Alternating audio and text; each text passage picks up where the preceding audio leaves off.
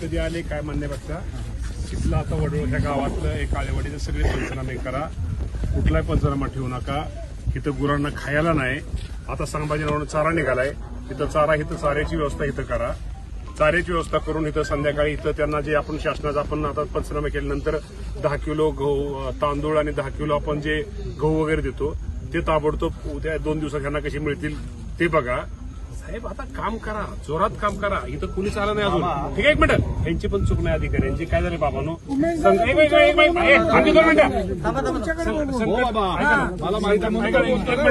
संकट हे सगळीकडे आलेलं आहे. संकट त्यामुळे काय होतं की हे सगळी गुंतलेली एकमेकात, माणसं वाचवायला सगळी गुंतलेली.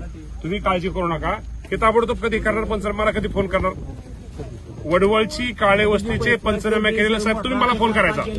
महत्वाचा मामा काय आहे, यांना पहिल्यांदा आणि खायचं 3 दिवस मी फोन लावतोय. इथं साहेब तुमचे तहसीलदार हे दोघं सांगतात सगळं पोचलंय पोचलंय का तुम्हाला काय सुद्धा नका सगळ्यांना काय पद्धत झाली.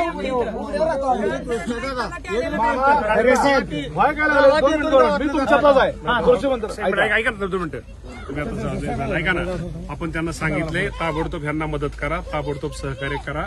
आता ते करतील साहेब तेवढं तुम्ही पंचनामे. आणि लोकांना आता जे आपण जे किट तर द्या, परंतु आपण आता जी आपल्याला गुरांना खाऊ आपण काय म्हणतो आपण त्याला चारा, तो येतोय संभाजीनगरवरून येतोय ते इथं शिफ्ट करा. ते लोकांना हो करतील ना सगळे करतील ते करतील. आणि सगळे पंचनामे मात्र कुठला गुंटा कोणाचा राहिला पाहिजे. जर गुंटा कोणाचा राहिला तर आपलं महसूल आणि कृषी अधिकारी त्याला जबाबदार राहतील. ही गरिबांची वेळ आहे, यांचं दुर्दैव आहे, हे संकट आहे. हे संकट आहे. ह्या संकटाच्या काळी आपण जेवढी यांना मदत करू